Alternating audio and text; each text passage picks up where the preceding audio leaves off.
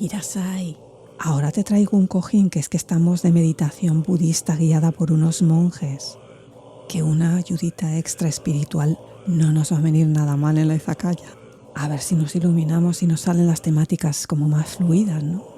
Venga, vamos a concentrarnos, venga, paz. Pero antes, que suene la música. ¡Arigato! ¡Hey! ¡Arigato! ¡Arigato gozaimasu! ¡Arigato! ¡Hey! ¡Arigato! ¡Arigato gozaimasu! ¡Hey! ¡Hey! ¡Hey! ¡Hey! ¡Hey! ¡Hey! ¡Hey! ¡Arigato! ¡Hey! ¡Arigato! ¡Arigato gozaimasu! ¡Hey! ¡Hey! ¡Hey! ¡Hey! ¡Hey! ¡Hey! ¡Domo!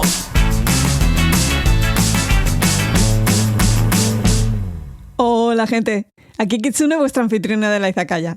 Comenzamos octubre y todos los años suelo dedicarlo a temas de terror, pero este año he decidido cambiar un poquito y dedicarlo a hablar de las religiones / filosofías de Asia, principalmente de las tres más grandes: budismo, taoísmo y confucianismo. Un poco para que la gente se sitúe y comprenda muchas de las temáticas que salen en los dramas y que influyen muchísimo en algunos comportamientos sociales que mucha gente occidental no comprende o que no sabe de dónde vienen. Porque si algo se nos tiene que meter en esta cabecita tan europeocentrista nuestra, es que en Asia el punto de partida no es el cristianismo ni la tradición grecolatina judeocristiana. Por supuestísimo, es lógico que desconozcamos la codificación de base en Asia, porque no es algo que nos enseñen en el colegio. Por otro lado, mal, deberían enseñarse otras realidades culturales y religiosas y así tal vez se nos abriría un poco la mente. Pero bueno, así que aquí llega la izakaya para aclarar conceptos. En este primer programa voy a hablaros del budismo, porque la gente sí, mucho rollo Buda, mucho rollo estatuas por los jardines, que en fin, mucho rollo el mindfulness, mucho rollo zen, pero luego, a la hora de la verdad, nadie te sabe explicar nada. O te sueltan algunas cosas en plan místico que ni al pobrecito Buda se le ocurrirían. Vayamos por partes. Primero y principal, esto de Buda, entre comillas, significa el iluminado. Y cuidado porque hay varios Buda. Sí, me habéis oído bien, varios. Del que más se habla es del Buda histórico, Gautama Buda, Sakyamuni Buda, que esto significa el sabio del clan de los Sakya, que era una casta guerrera.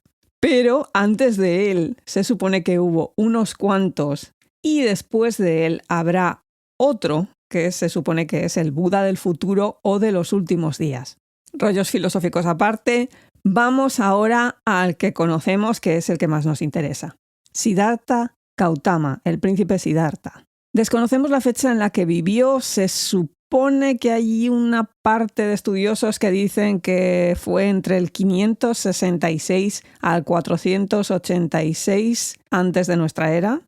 Otra escuela dice que puede que entre el 563 al 483 antes de nuestra era. Otros más proponen entre el 490 al 410 antes de nuestra era. O hilando así muy fino, entre el 480 al 400 antes de nuestra era. Este príncipe nació en una sociedad formada por 4 castas. Los sacerdotes o brahmin, que se dedicaban a hacer una serie de sacrificios de fuego a los dioses y luego redactaban una serie de textos que son los Vedas o himnos a los dioses.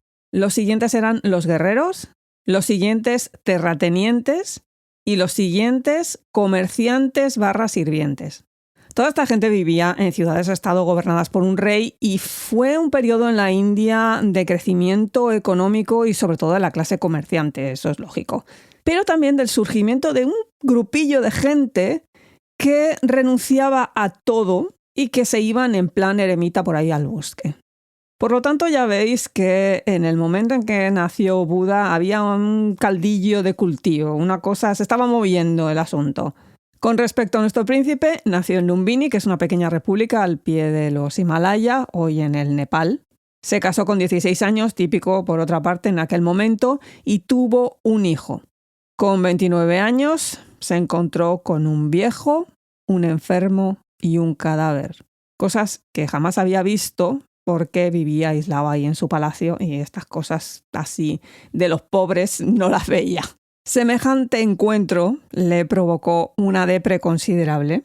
Sin embargo, y afortunadamente, al poco tiempo se encontró con una asceta y su aire de serenidad le inspiró para llevar una vida más espiritual. Lo dejó todo, se marchó por ahí y con 35 años, después de una larga noche meditando bajo un árbol bodhi, derrotó a Mara, que es la tentadora, y alcanzó la iluminación convirtiéndose en Buda, que precisamente durante esa noche tuvo diferentes experiencias. En la primera parte recordó sus vidas pasadas, en la segunda se dio cuenta de que todas las cosas renacen a causa del karma y en la tercera reconoció la causa del sufrimiento humano y cómo se podía acabar con él. Después de esto, se dedicó a enseñar la doctrina del Dharma o las verdades que había descubierto. Se supone que estuvo enseñando durante 45 años y recorrió las zonas del noreste de la India y Nepal, reuniendo a un grupo de unos 60 monjes que una vez que habían alcanzado la iluminación, les dijo: ahora es vuestro turno de evangelizar por ahí. Y mientras sus alumnos estaban recorriendo el mundo, él viajaba de forma espiritual y los visitaba para continuar con sus enseñanzas. Que como Buda era muy sabio y muy santo y sabía que la gente necesitaba una prueba física, solía dejar las huellas de sus pies sobre una piedra o roca para dejar constancia de su visita.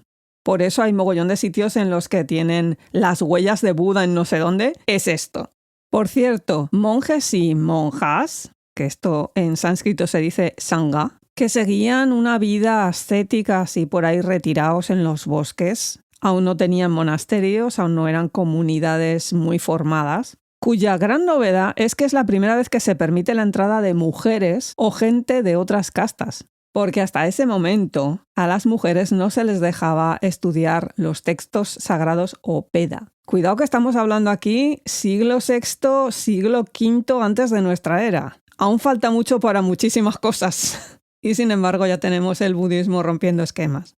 Volviendo a Buda, cuando se dio cuenta con 80 años de que la cosa ya iba de capa caída, pidió a sus discípulos que quemaran su cuerpo y lo enterraran en un montículo junto a un camino. Y después se tumbó y alcanzó el nirvana. Es decir, Buda no muere. Normalmente se dice que se quedó dormido. Y esto de alcanzar el nirvana significa que ya no iba a reencarnarse más. Había roto la rueda de las reencarnaciones. Y como suele pasar siempre, los discípulos no hicieron ni caso de lo que había dicho. Dividieron el cuerpo en 8 cachos, a veces se dice que 10, y cada grupo se lo llevó a su sitio y lo puso bajo una estupa. Otro palabra para esto es pagoda, igual os suena más. Porque sí, cada vez que veáis una pagoda, se supone que debajo tiene que haber una reliquia de Buda.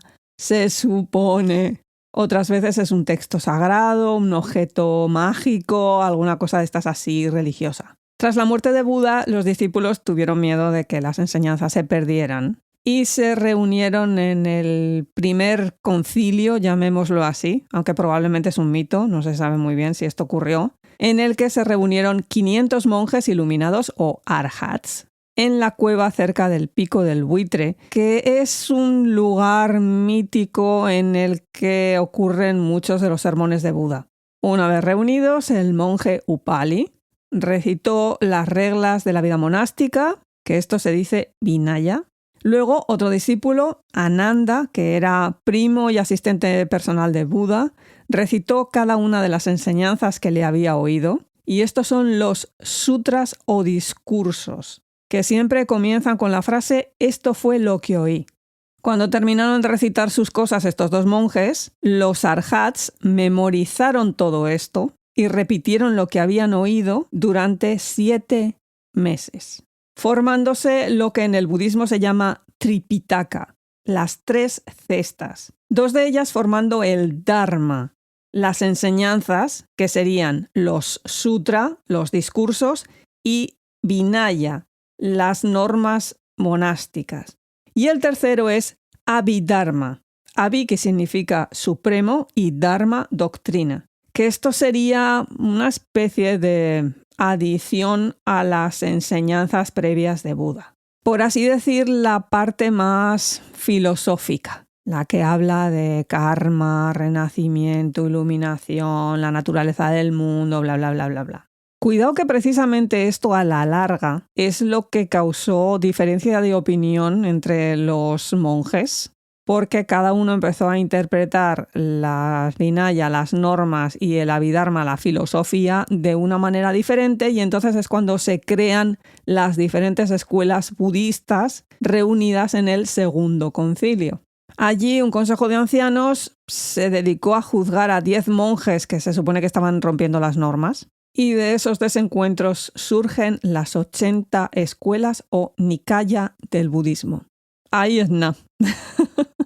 Lamentablemente no tenemos una historia escrita del budismo y por lo tanto la única información que tenemos es que nació en India, obvio, y que permaneció allí durante 2000 años, pero lo que sabemos como tal de historia del budismo procede de textos de Sri Lanka, China y Tíbet. Y no nos podemos fiar mucho de ellos porque es que están llenos de mitología.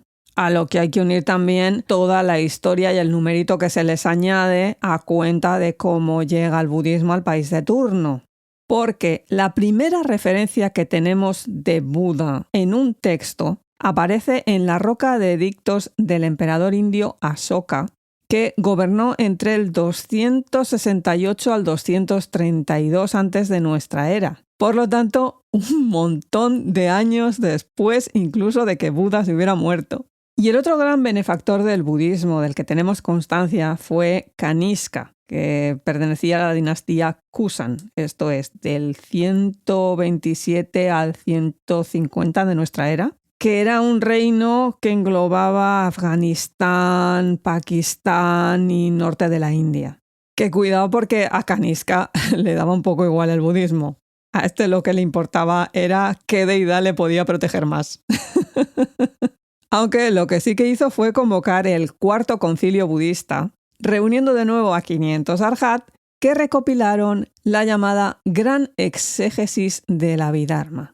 Ya sabéis, la parte esa más filosófica del budismo. Que ya oigo a la gente del fondo diciendo, oye Kitsune, pero ¿y esta gente cómo es que no se dedicó a escribir esto antes?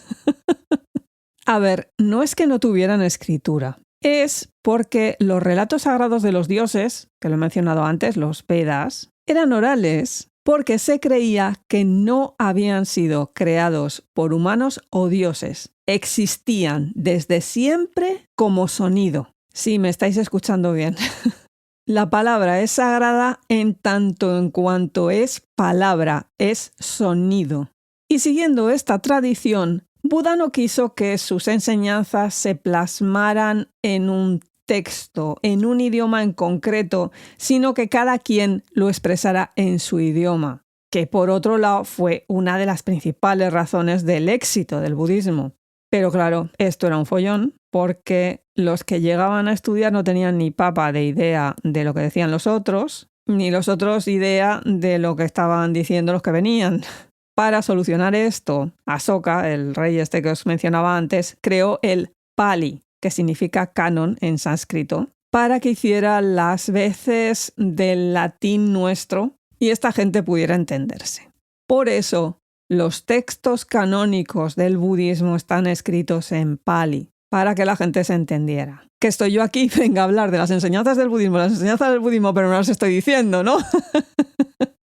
A ver, hay toda una serie de conceptos más o menos comunes a cada una de las ramas del budismo.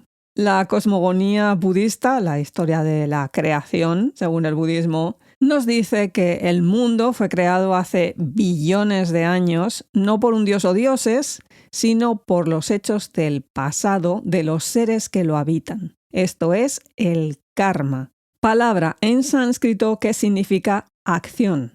Para el budismo, el universo es producto de nuestras propias acciones. En lo físico, el mundo es plano, con una muralla de montañas que contienen un océano, y en el centro el monte Meru o Sumeru, rodeado por los puntos cardinales en forma de 4 islas. Una es un círculo, otra es un cuadrado, otra un semicírculo y otra un triángulo.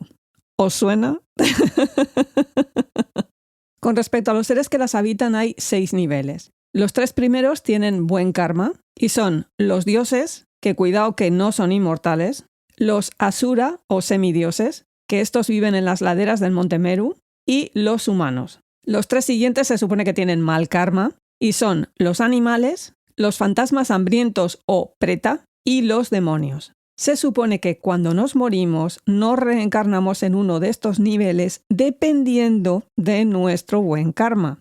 Y si no alcanzamos la iluminación o el nirvana, esto se va a repetir una y otra vez, que es la rueda imparable del samsara. Con respecto a la parte doctrinal, se basa en que la vida consiste en un dolor físico y psicológico y está sometida a un cambio constante. Por lo tanto, es muy egoísta aferrarse a una cosa o persona y no dejarla ir, porque solo nos causará sufrimiento.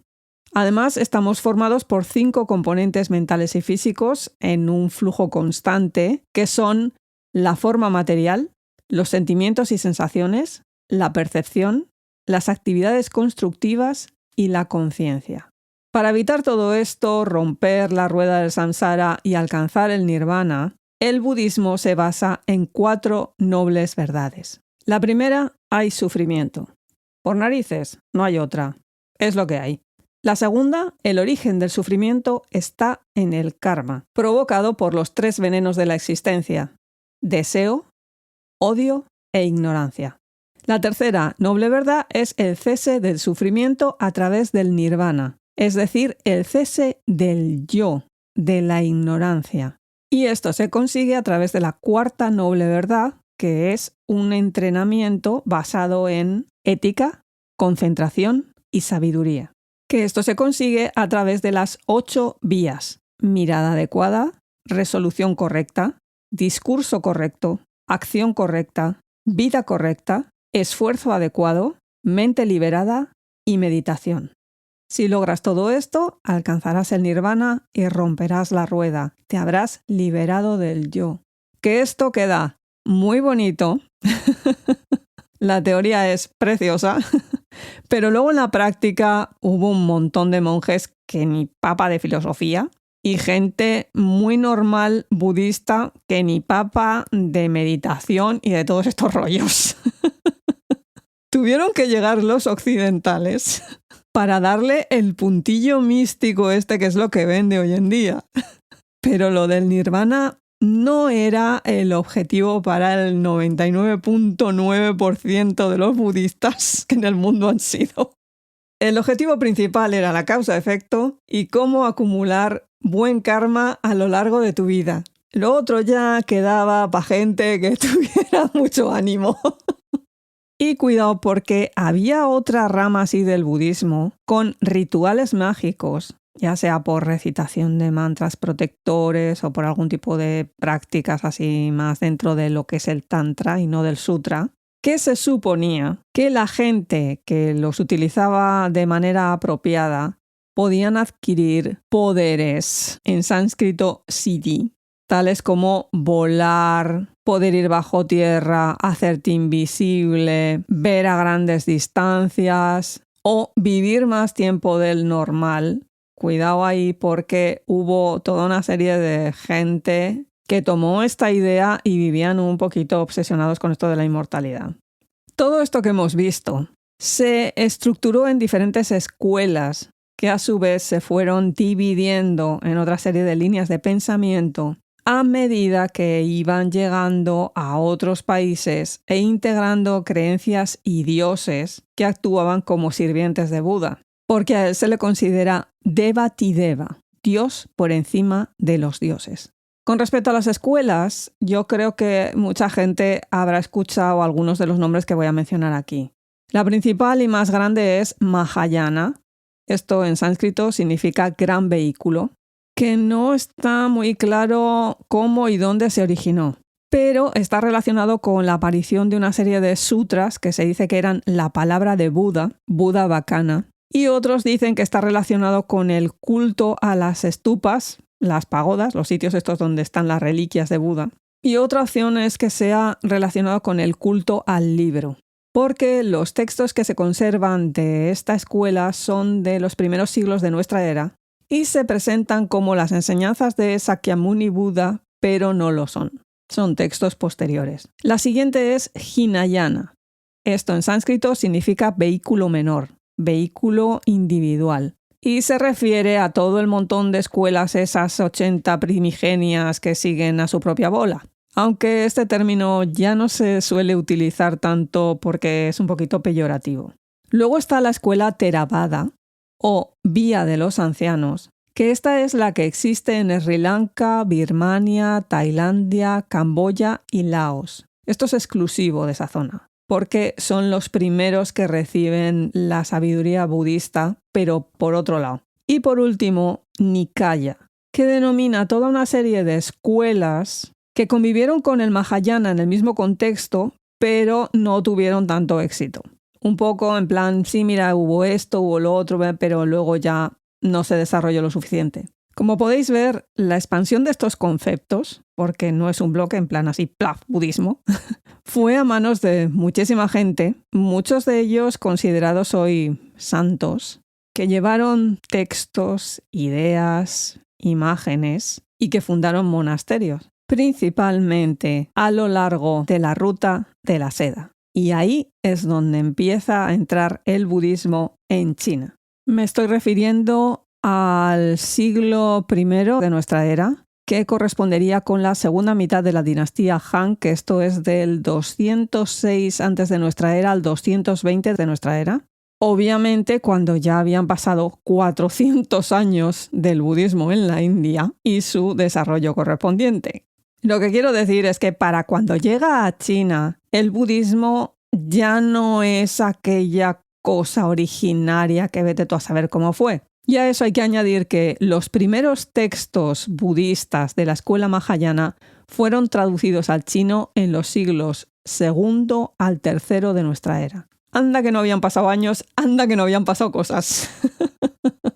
Hay varias leyendas acerca de cómo llegó el budismo a China. La más famosa es que el emperador Ming, que reinó entre el 58 al 75 de nuestra era, tuvo un sueño en el que vio a un hombre alto y dorado volando hacia el palacio, y cuando se despertó se fue a sus ministros y sus sabios de la corte para que le interpretaran qué es lo que había significado esto, y le dijeron que en la India había un individuo conocido como Buda que podía volar y cuyo cuerpo era dorado. Váyate la marinera esto, pero en fin. Y el emperador, pronto y bien mandado, envió a un grupo para recabar información a la India en el año 60. Esta gente volvió 3 años después con 2 monjes que trajeron la escritura en 42 secciones a lomos de un caballo blanco. Qué bonito todo. Y el emperador los instaló en el llamado Templo del Caballo Blanco en la capital Luoyang. Pero esto no tiene base histórica alguna. Si nos vamos a lo histórico, hay constancia de la presencia del budismo en China en el siglo I, pero hasta el siglo III no se convierte en una religión practicada por la población. La referencia china más temprana que tenemos a Buda es el edicto del año 65, en el que el emperador Ming concede una amnistía a todos los condenados a muerte si pagan una cantidad determinada de rollos de seda como rescate. Y el príncipe Jing de Chu, que era medio hermano del emperador, ofreció 30 rollos de seda como penitencia por una ofensa que había cometido. El emperador rechazó la ofrenda, pero le alabó muchísimo por su devoción al emperador amarillo, a Lao Tzu y a Buda. Por lo tanto, el príncipe usó el dinero de la seda para preparar un banquete vegetariano para los monjes budistas y resto de gente de la ciudad.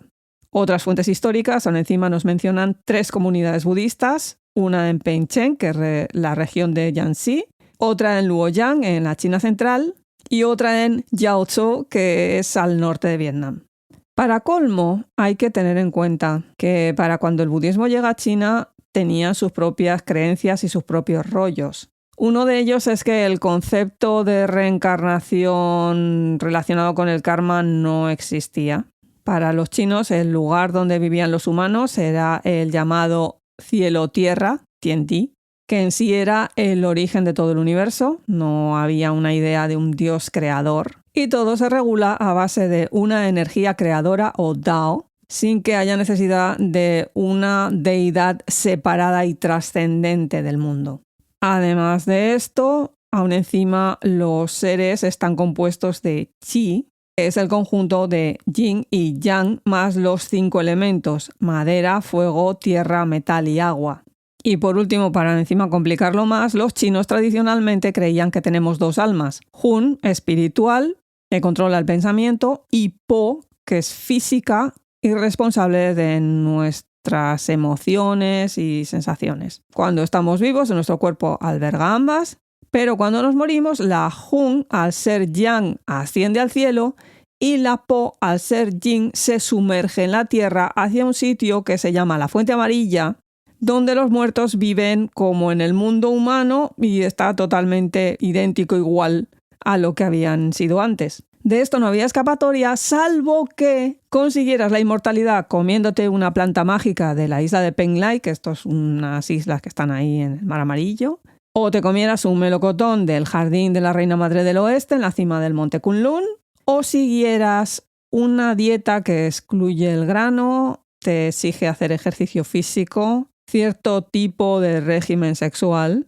y beber un elixir alquímico que también te proporciona inmortalidad. Y por ahí es por donde se enganchan al budismo, porque como os he comentado, había esa parte así un poquito esotérica que se supone que haciendo una serie de prácticas lograbas tener una serie de poderes mágicos. Y esta gente me mezclaron peras con manzanas y de esa idea de romper con la rueda del samsara y las reencarnaciones, más la coña de que si meditas puedes tener ciertos poderes, se puede llegar a la conclusión de que esos mismos poderes te van a proporcionar la inmortalidad. Que esto te lo escucha Buda y le da un chungo. Por otro lado, una de las grandes razones del éxito del budismo en China es la inclusión de todo el mundo, de todas las ideologías, de todas las clases sociales. Que si habéis escuchado varios programas de la Izakaya o simplemente os habéis visto unos cuantos dramas chinos, ya se ve como la sociedad china era muy de los estamentos y las clases sociales, que costaba un montón pasar de una clase social a otra, y el rollo intelectual confucianista era bastante exclusivo. Sin embargo, los budistas ya veis que son muy buenecitos, incluyen a todo el mundo. Y una vez establecido en China, el budismo llegó inevitablemente a Corea. Pero en este caso fue un poco como el cristianismo cuando llegó a Grecia, que los griegos dijeron: sujétame la cerveza, que yo esto te lo explico más y mejor. Bueno, pues los coreanos hicieron 3/4 de lo mismo, llegando a un punto en el que consideraban que Corea había sido uno de los lugares donde se había reencarnado previamente Sakyamuni Buda, y por lo tanto los chinos no les habían llevado la nueva doctrina, simplemente la habían recordado. ¡Atención ahí! Para demostrar dicha conexión, algunos miembros de la Casa Real del Reino de Silla tuvieron nombres de anteriores familiares del Buda histórico. En fin, pero vamos al comienzo, vamos a situarnos. El budismo llega a Corea durante el periodo de los 3 reinos, que esto consta de Goryeo, Baekje y Silla. Esto es entre el 18 antes de nuestra era al 688 de nuestra era. Cada uno de estos reinos vio en el budismo una manera de aumentar la protección sobrenatural y, por otro lado, una fuerza de unificación frente a las creencias de los diferentes clanes y sus respectivos rollos chamanistas. Que, por cierto, ya hablamos del chamanismo y del budismo así un poco en diagonal en el programa sobre el K-drama Haunted Palace. Si no lo habéis oído, lo recomiendo porque damos algunas claves también por allí. Lo que hizo la realeza de cada uno de estos reinos fue apresurarse a tener familiares dentro de las filas de los monjes y monjas budistas, así como fundar y construir monasterios en las montañas para apropiarse de las ideas chamánicas relacionadas con la energía espiritual que tenían las montañas. Con respecto a cuál fue el primer sitio que recibe el budismo, Goguryeo, al estar al norte, que hacía frontera con China, fue el primero que recibió el budismo, que tradicionalmente se dice que llegó en el año 372 durante el segundo año del rey Sosurim con el monje chino Sun Tao, aunque es más que probable que ya hubiera una comunidad monástica previa. En cualquier caso, 20 años después de su llegada, había 9 templos establecidos en la capital. Con respecto al segundo reino, Baekje, situado al sureste de la península de Corea, el budismo llegó en el año 384, después de que su monarca recibiera la visita de un monje indio que había viajado hasta allí vía China. Al año siguiente se estaba construyendo el primer templo budista. Precisamente fue en este reino que el monje Kyomik viajó a la India para estudiar las enseñanzas del Vinaya y cuando regresó en el 526 vino acompañado de un monje indio llamado Peidalia y establecieron la primera escuela de traducción de textos budistas en la capital del reino, que precisamente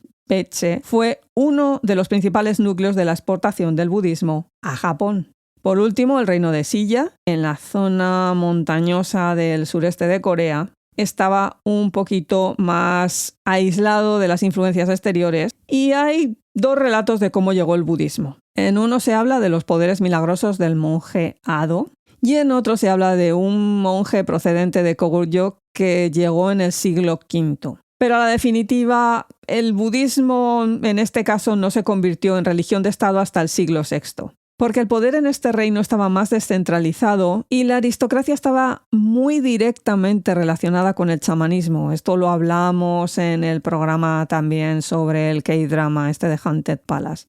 Para el año 527 se produjo una conspiración del budista Ichadon junto con su tío, convirtiéndose en el primer mártir de la causa porque tras su ejecución se produjo un eclipse solar que provocó conversiones masivas. Tras la unificación de Corea en el siglo VII, bajo el dominio del reino de Silla, se comenzó a mezclar todo, incluyendo elementos del confucianismo, el taoísmo y el chamanismo, concluyendo que la práctica del budismo garantizaba la estabilidad de la nación.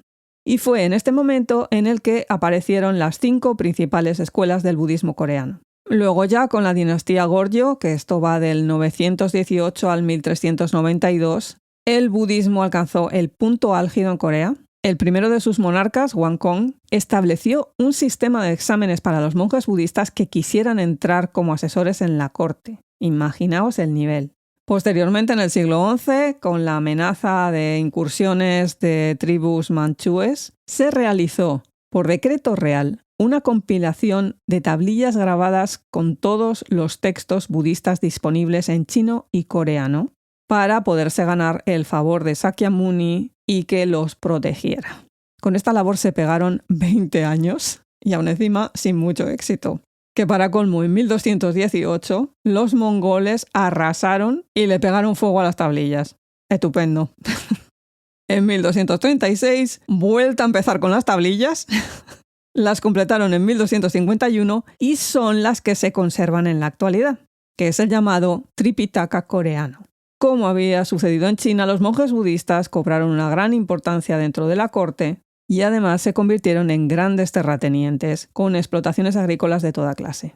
Con la llegada de la dinastía Joseon, como ya explicamos en el programa sobre Haunted Palace, todo esto se fue a la porra por obra y gracia de los neoconfucianistas. Y los monjes tuvieron que retirarse de nuevo a las montañas y tenían prohibido entrar en la capital. Los confucianistas siempre incordiando, ya lo veis.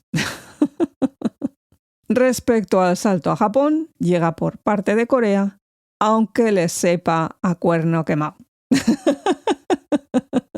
Según el Nihon Shoki, que es el libro sobre el origen mitológico de Japón, en el año 552 el rey de Peche envió una embajada con monjes budistas, artistas, etc., pidiendo ayuda militar contra el reino de Silla.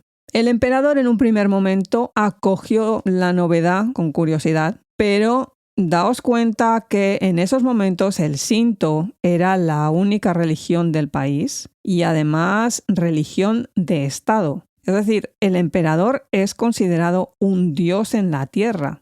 Y para colmo, dentro de la corte se montan dos facciones relacionadas con sendos clanes. Una, la formada por los Hononobe y Nakatomi, que decía que esto del budismo ni de coña, porque iba a provocar la furia de los kami.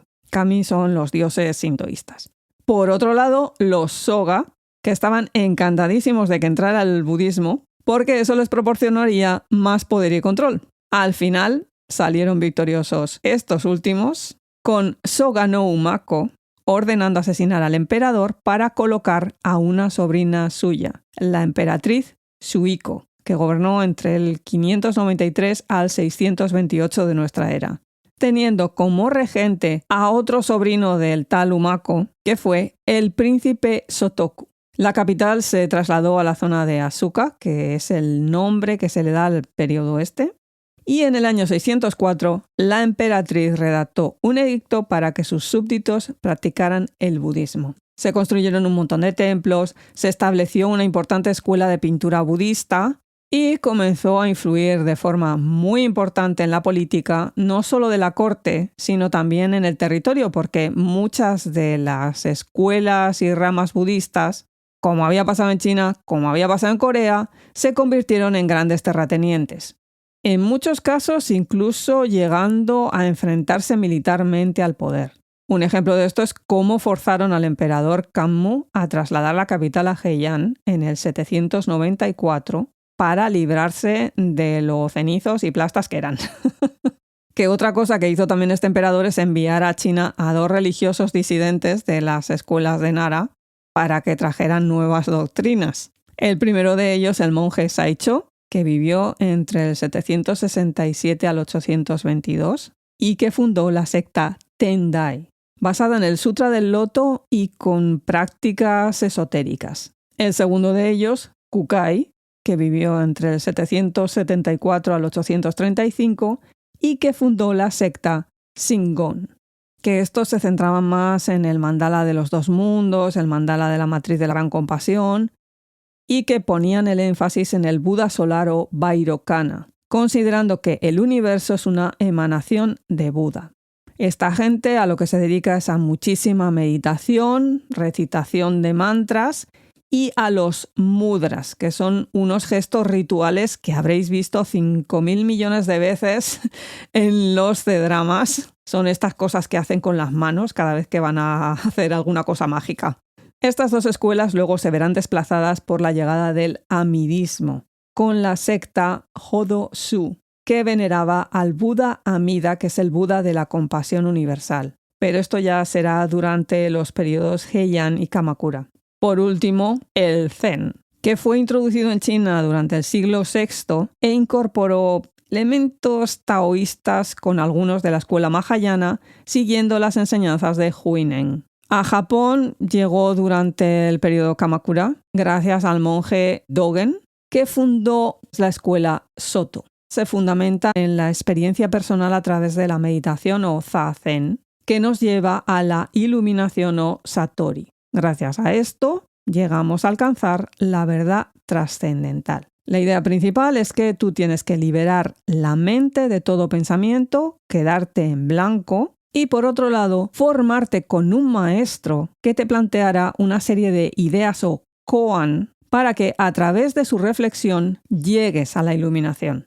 Es un tipo de budismo que aún encima prima la sencillez de las formas, la belleza de lo imperfecto, y esto influirá en muchísimos aspectos, tanto de la sociedad como de las artes en Japón. Pero no me puedo meter aquí a analizar todo esto del sabi, wabi, porque sería demasiado largo, demasiado complicado. Y ya veis que esto del budismo no es tan sencillo como pudiera parecer. Y tened en cuenta que esto ha sido un repaso en plan rápido y un cursillo acelerado a base de pinceladas muy amplias, que ya lo sé que hay mucho más ahí, pero no era cuestión de dar aquí una clase magistral, la verdad.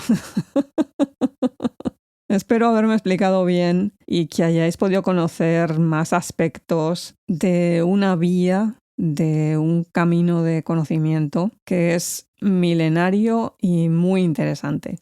Aunque si hay algo interesante, tal vez no tan profundo, eso es la izakaya y sus programas que podéis encontrar todos muy ordenaditos, al estilo de los monjes coreanos estos de las tablillas, en nuestra web, izakayapodcast.com. También tenéis allí enlaces a los servicios de podcast donde estamos, las redes sociales, el Discord. ¿Que eso nos va? Pues de cabeza al YouTube, porque también estamos por allí. Aunque mi recomendación es que os suscribáis al podcast, donde sea que lo estéis escuchando, porque así os avisa cuando sale algo nuevo. Que ya lo estáis. Entonces os pedimos unas estrellitas, unos corazones, unos pulgares hacia arriba o comentarios, que contestamos siempre. En caso de que seáis del sector nada de redes sociales ni cosas mundanas, así muy budista todo, tenemos un email, laizakayapodcast@gmail.com. Y sin mucho más que añadir, cuidaos mucho, gente. ¡Yane!